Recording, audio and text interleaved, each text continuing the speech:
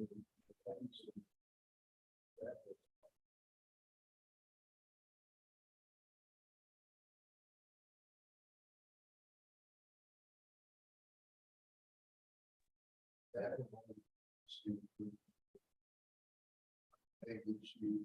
thanks.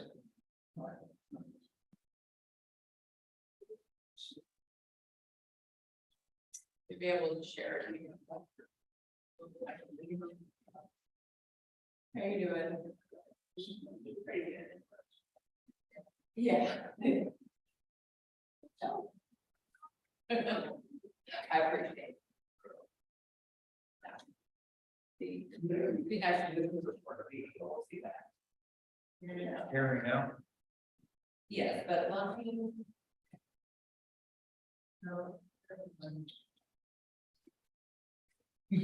Sure.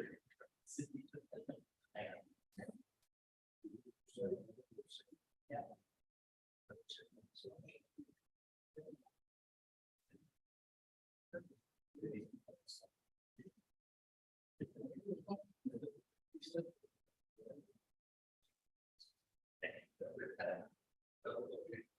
Good morning. Yeah.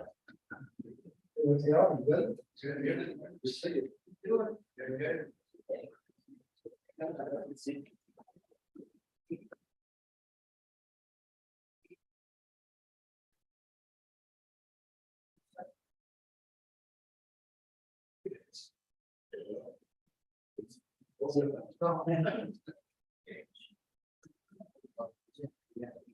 Get that. But anyway.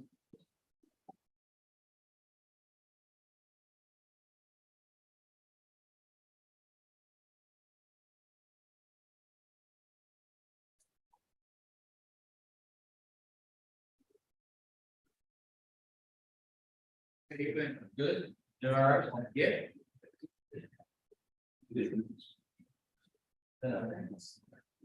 Been working on this prettier. Yeah. Yeah, we got. Looked up today on the first office. I think I was there. Well, on this today, or practice. Yeah. You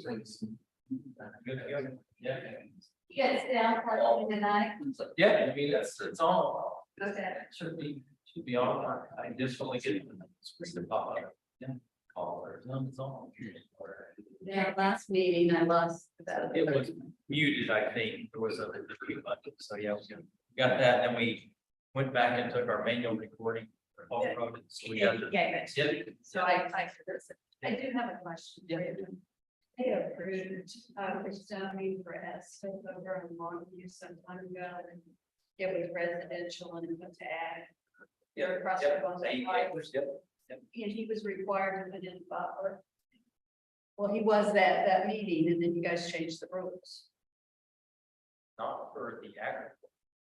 That was my No, understanding. Eagle Springs, the subdivision, not the 80 acres that was in there. Not that, it's not required. to have a buffer. It's the Eagle Springs subdivision initially had. He hasn't developed the 80 acres. Yeah. So, yeah. Yeah. Yeah. But I was thinking that was the way it was presented. I'd have to go back and look and see if there was a condition that we were on there. But, no, I don't remember anything on the 80 acres. Go back this year. Okay. Yeah. Well, it was just something that I thought was sort of strange to make that requirement. Well, there was a discussion about the ordinance for agriculture has the buffers treated like it does. Right. Yeah. But that was just pointed out. If he develops it as agriculture, much developed under that at the time. But now. Now you changed it. Now Yeah, it's- okay. That was, I think, what my Okay, question okay, was, Okay. because I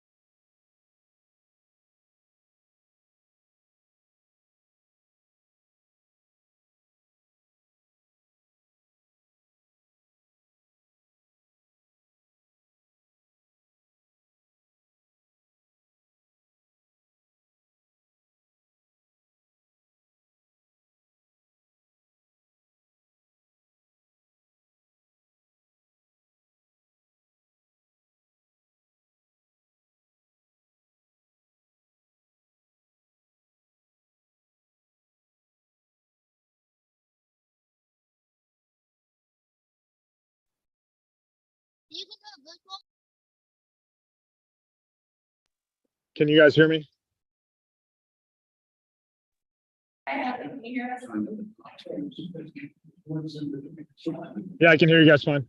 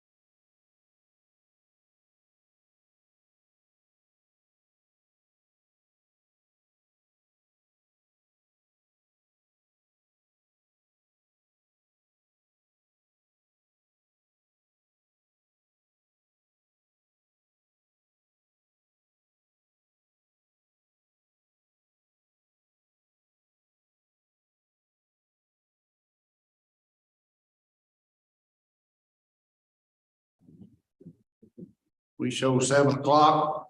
Don't look at the clock on the wall. Don't let that pop. Welcome, everybody, to the P and Z Commission meeting here for September the 25th. Just might as well start here. Approval of minutes in the previous meeting. Everyone had a chance to review and preview if there's any changes, or if not, we would accept a motion to pass those, please. I'll second. Okay. Trevor motioned, you get Hadley a second. Go ahead and roll call that, Megan, please. Alexi Pavlo, Aye. Bradley Goldberg, Aye. Adam Brown, Aye. Jeff Garrison, Aye. Trevor Briggs, Aye. William Oates, Stay. Pete Renfro. Lacy Colbert. And Chad Wiggins. Aye. Thank you very much. With no scheduled visitors or guests or unfinished business, we'll jump right into the new business, letter A. It says an ordinance amending the municipal code of the city of Ozark, Missouri, chapter 405 relating to zoning regulations. Mr. Smith, you have the floor. Yes, following the last meeting, staff has went back and made some corrections or updates to the ordinance just to hit those highlights of those revisions.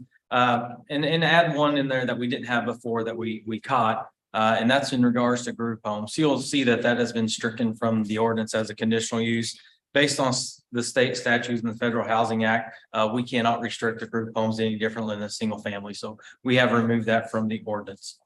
And then following on, we've corrected the shalls and mays that we had found in the ordinance that should have been a shall. So we got that addressed. And then the two items that was the primary discussions last meeting was in regards to the pool and the community room or pool house. Staff has went back and made some changes to that. We increased the required minimum loss to kick in the pool requirement. The pool house, community room, we've given some stipulations there about the minimum sizes for that. Basically what we've determined there is based on the developer's design professional, they shall build or design the pool house to accommodate the total pool occupant load based on the final pool size calculations. So it doesn't really give any minimums in there, but it is determined by the building codes as far as an occupant load, what the pool will handle after they calculate that size. So we've made those changes in the ordinance. And then moving on to the other primary discussion was in regards to the sidewalks and trails. What staff is doing is we went back and just minimized that requirement and just referred more to the city of Ozark's design standards for public improvements and the linear park trails and construction requirements in the linear park trail construction ordinance that's in chapter 410. So we are referring to that. And then the second item on this agenda is the updated linear park trail ordinance. With that, be happy to answer any questions. We made the same modifications in RSF2 as well. Right, okay. Thank you. We'll go ahead and moving forward, open it up to the public for any questions or comments to this ordinance. Request of change, anyone? Yes, sure, come forward. Jeannie McFall, 1324 East Warren Avenue, Ozark, Missouri. I do appreciate you changing it from the 34 or 35 lots up to 75 lots. I still feel like you might want to rethink this a little bit more because a lot of people can't afford a homeowners association to maintain a pool.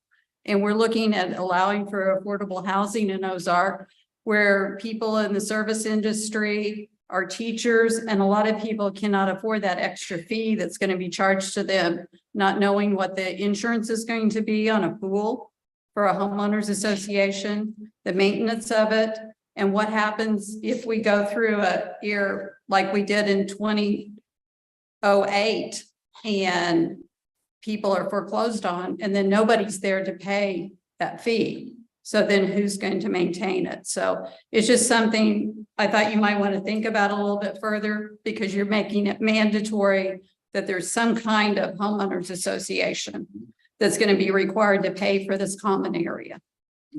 Thank you. Yes, sir. Good evening. My name is Miles Ross. I'm with the Greater Springfield Home Builders Association.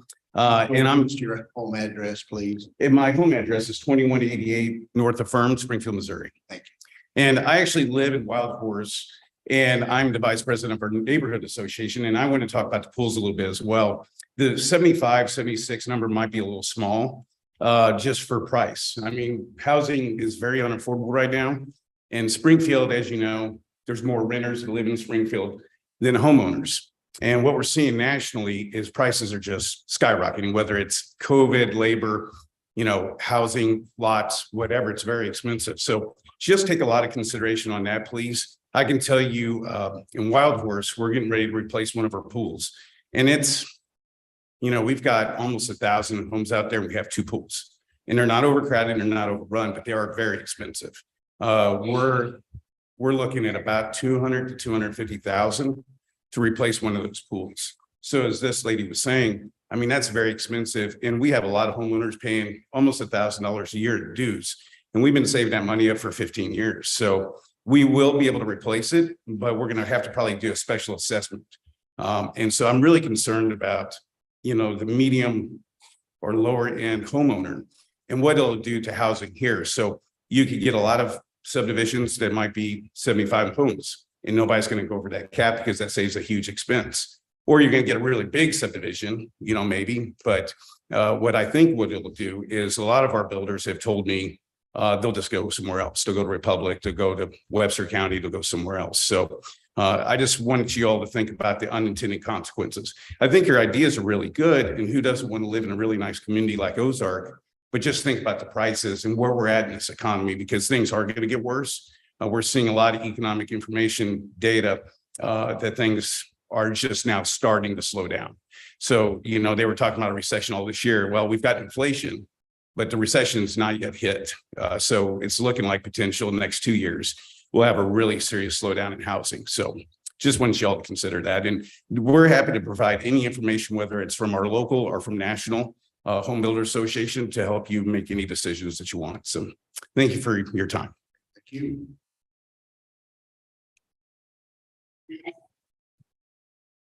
Anyone else? Okay, don't see movement, so I'll go ahead and close the public portion over this ordinance and go ahead and open it up to the commissioners for any questions or comments that we might have for staff. Yes, sir. I have a question for staff. Cameron, can you go over how the staff came to the 76 number? Maybe what sort of research or information you used to base that on? Yeah, as you recall from the last proposal, we were actually a lot less, 30. Staff was given the direction by our city administrator to increase that to 75, and that's where that numbers came from.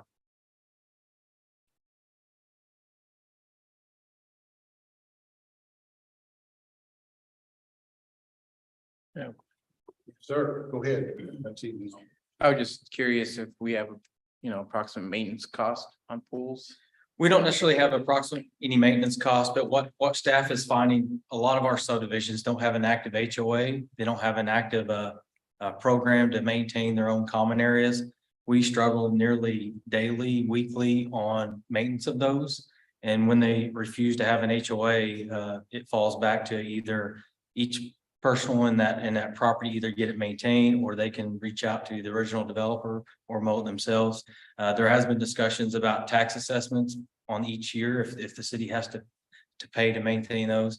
But the discussion that came about probably 3 years ago now about the plan for this was to help encourage getting those active HOAs so they can take care of their common areas. Just a numerical connection on page 5 on G. At the very end of that, it says linear park trials, or is it supposed to be trails? Should be. Yep. Thank you.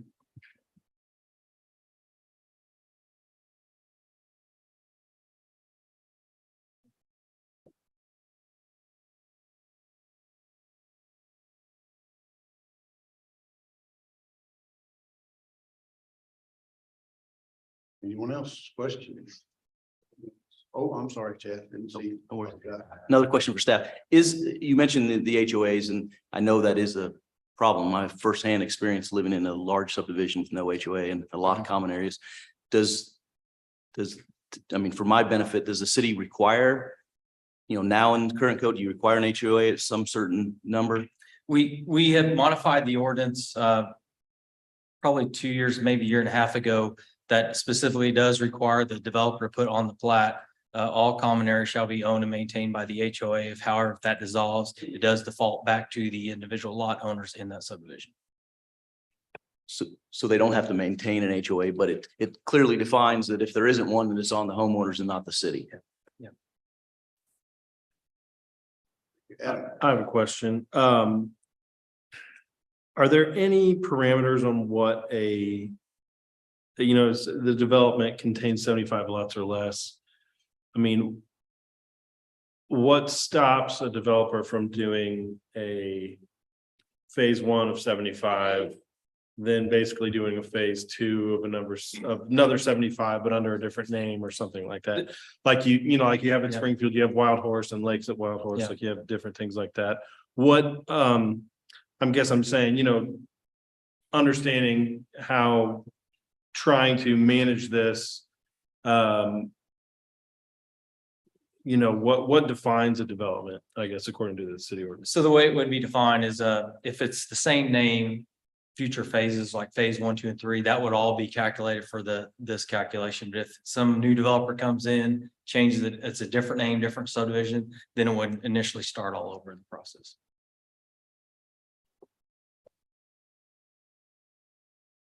So I think maybe if I need to ask it another way, are there safeguards to keep multiple 75 lot developments from occurring one after another under the same ownership?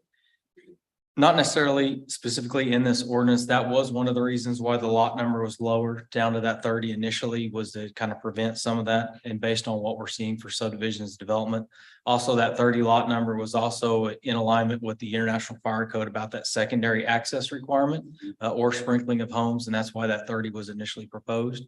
But at this point now, there really isn't a safeguard that would prevent a developer from doing that.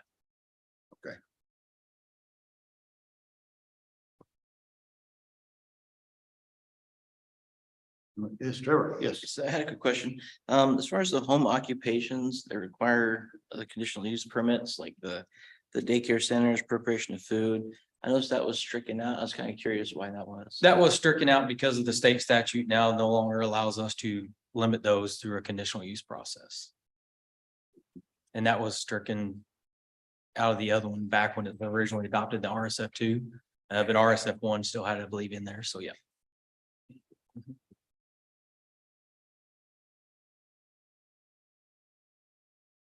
Anyone else?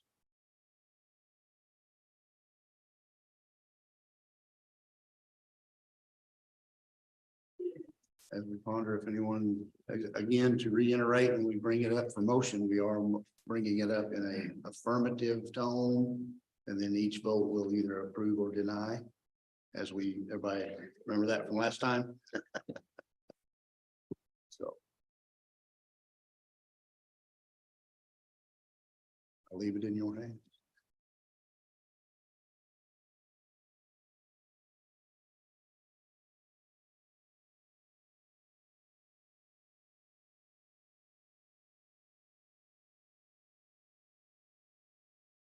I have one more question. Yes, sir. Hey, I know Nixa seems like they have a lot more pools and things like that. What's the number in Nixa? Do we know? Is it 7? It seems definitely lower than it is here for now. I'm not aware that Nixa actually has a minimum requirement, but what kind of started a lot of this discussion, a few years ago, we took the Planning Zoning Commission round a tour with Nixa. What we were finding, that was back when we had some minimum lot sizes that were fairly large. Based on our findings from Nixa, what they ran into when they modified their codes, I think back in maybe 2012, it's been several years ago. They had found where they've actually allowed for a decrease in lot size. They were seeing a lot of developers naturally provide more amenities. But at this time, I'm not aware that they have a minimum to require. Thank you.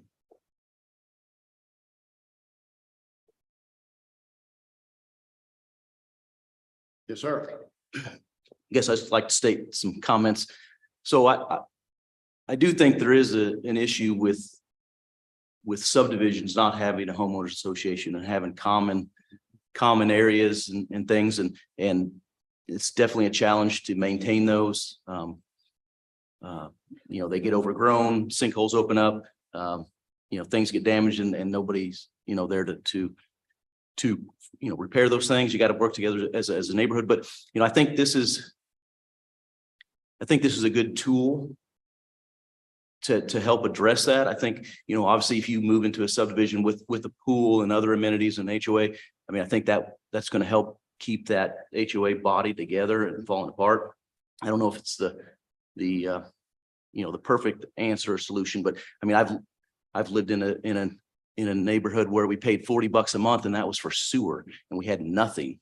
So I would gladly pay $100 a month for a pool. But, you know, so anyway, I guess based on that, I guess my comments, I plan to support this proposed change to the ordinance and I think it's a good step forward. Thank you, Chad. We have an idea of what average HOA costs are in Springfield, or if there's a difference between HOA with pool or without a pool?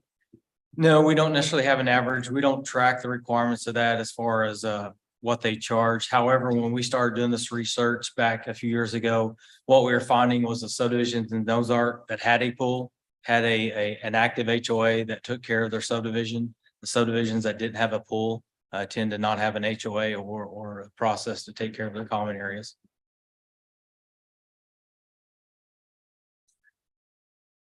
We have an idea on the proportion of HOA homes versus non-HOA owned communities for Ozark? Not off the top of my head, I would have an average of what those are. Just guessing is probably 50-50, but I don't know. Well, I'll just kind of make a comment on my own. We lived in Turnberry Estates for 14 years, no HOA, useless developer. And I personally mowed all but one retention center the whole time that we lived there because nobody else would, and mosquitoes were horrendous. And it's just a pure example of the lack of HOA was terrible in that. And I think there was, you can help me, I think 400 or around 400 homes there. And I canvassed over half of them and nobody wanted to be a part of the HOA. They didn't even want to help mow their retention stage, want to live in their house. I guess is kind of where I got, but it was very frustrating.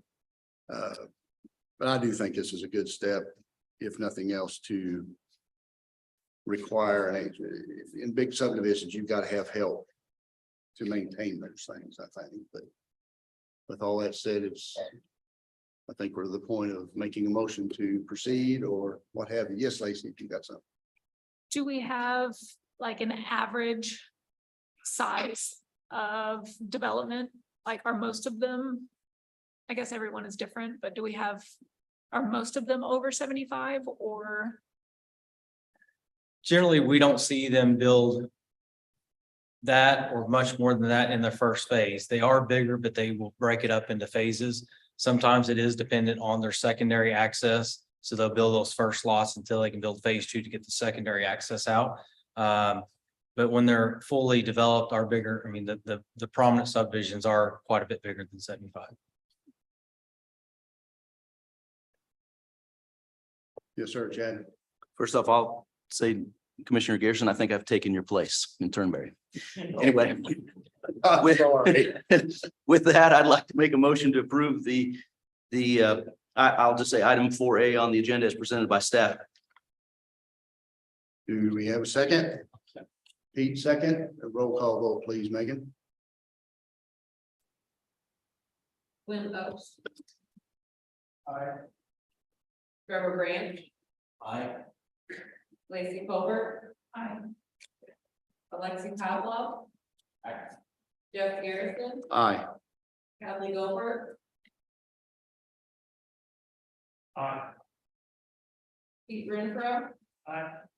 Adam Brown, Nay. Chad Goodwin. Aye.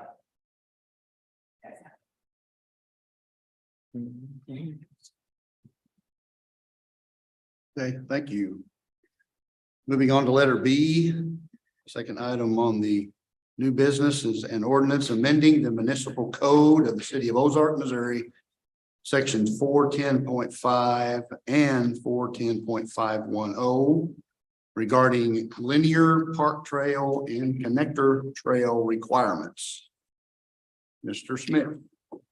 Yes, as we were going through the revisions and the comments and feedback, initially in the single family ordinance, there was a requirement in there along all roads to have a 5-foot wide sidewalk on one side and 10-foot wide trail on the other subdivision.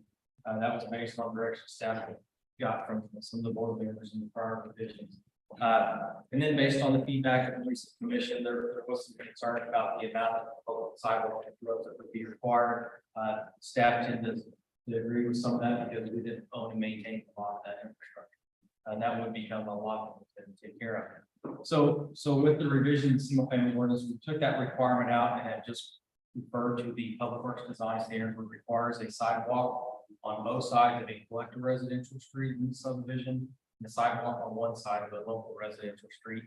And then there's a section about linear park trails.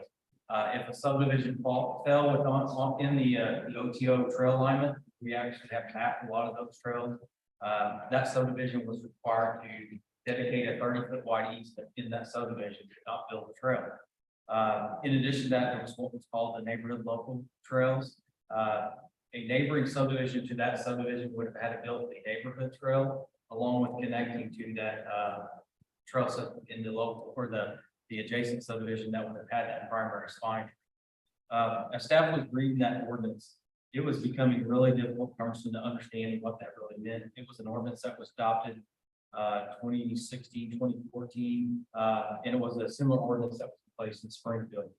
So as we were reviewing that, trying to better define and clarify what the goal is to provide connectivity throughout subdivisions, we're just proposing now to completely repeal or replace that ordinance with a new ordinance that's about half the page length, but it gets us what we want.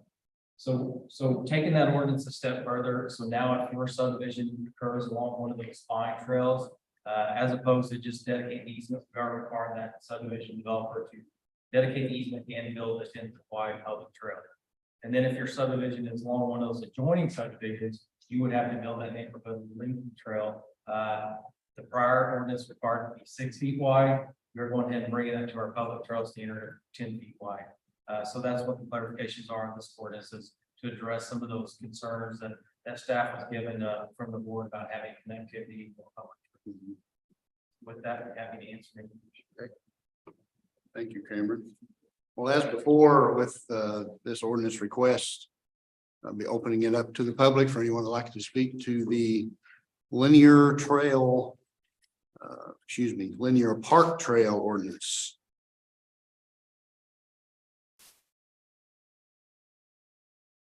I just have a clarification on the linear park trail. You did- your name again. I'm Jeannie McFall. You're good. Okay, sorry. When you discussed this a few meetings back, you were talking about 10-foot out in front of somebody's house and 5-foot, and then you were concerned that somebody might use the 10-foot sidewalk to park on. So the linear trail will not be out in front of the house, so there won't be any miscommunication about somebody parking on it. Like Cameron. Do you remember that discussion? Yeah, that's always the concern. Sorry, that's always the concern with the trails and as wide as they are. However, we're not determining exactly where it has to be as long as they provide it through. I will say in a lot of cases, they tend to put those in more of the common area or the drainage areas or where a sewer line might be. But we are not dictating that they have to be on a street or curb. I think our goal is to have it more of a meandering trail within the subdivision. That sounds good. That was just a question that you guys had brought up because you were afraid people were going to park on it Thank you. in front of their house. Yeah, thank you. Anyone else? Again, with no movement, we'll go ahead and close the public portion for this ordinance and open it up to commissioners for questions and comments. Anyone?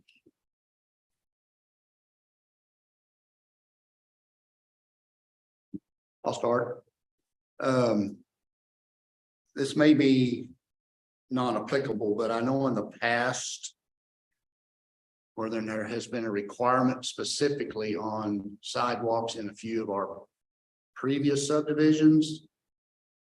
Contractors, well, I guess developers have asked. I don't know if that's right or not. There has been the availability of an escrow account to be created in case they don't, they've already set the money aside. Well, I think you've mentioned it always ends up the city has to kind of ramrod that through if that ever happens. Is that an option here or no? It wasn't necessarily an option that we've identified in this ordinance, but we can coordinate with Public Works to possibly allow that. The reason we do for sidewalks is because it makes a lot of sense to not have the developer build all that, then tear out nearly a third of that on each lot to build the driveway. In this case, I don't see that potentially happening because we don't escrow those in what we call for our TCOs or plating of a subdivision. In this case, I see that they'll be required to build that and not escrow the trail. However, that would be up to the liberty of the Public Works Director to make that call. Okay, thanks.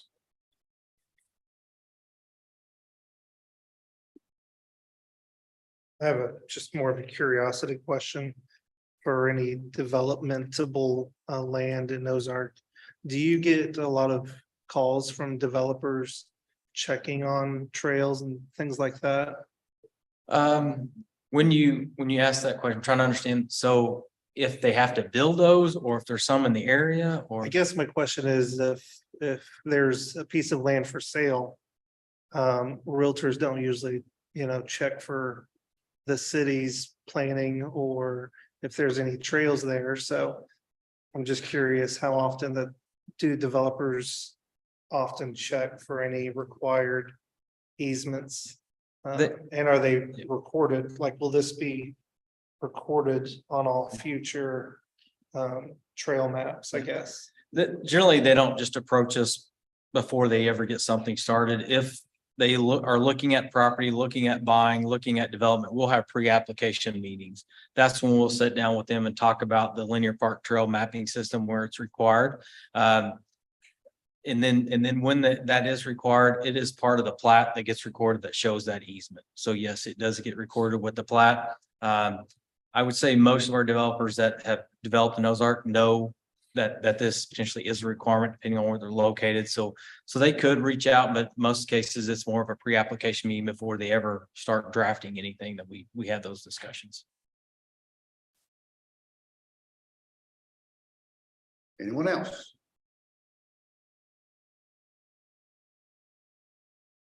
I actually have one more. Letter D, the alternative recommendations. It basically says the Director of Planning and Development shall make a recommendation to the Planning and Zoning Commission regarding alternatives to requiring a neighborhood lineal park connector where a connector is not feasible due to physical or natural barriers. Have we ran into any specifics yet that we know what those alternatives may be or could be? Not necessarily. That was something that was in there before. So when the developer is proposing a plat, staff can work with them to see what those recommendations, alternatives could be. And it may be that, maybe there is a case that needs to run more along the street system, just based on what's going on in subdivision. We also have some criteria here to allow for some flexibility due to site constraints for a minimum easement or reducing that easement. But at this time, that was just a carryover from what was in there before. But I don't have anything specific to propose. Okay. Yeah. All right, thank you.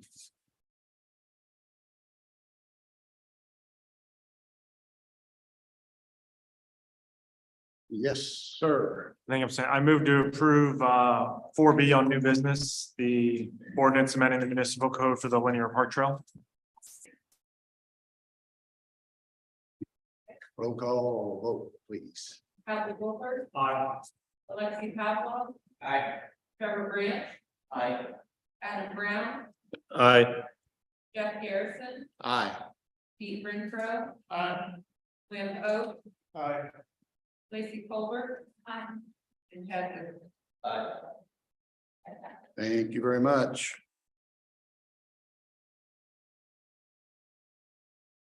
Well, that takes care of the new business.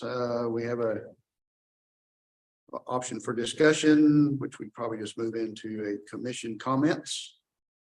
Do you think anything tonight needs to be discussed any further? Anyone?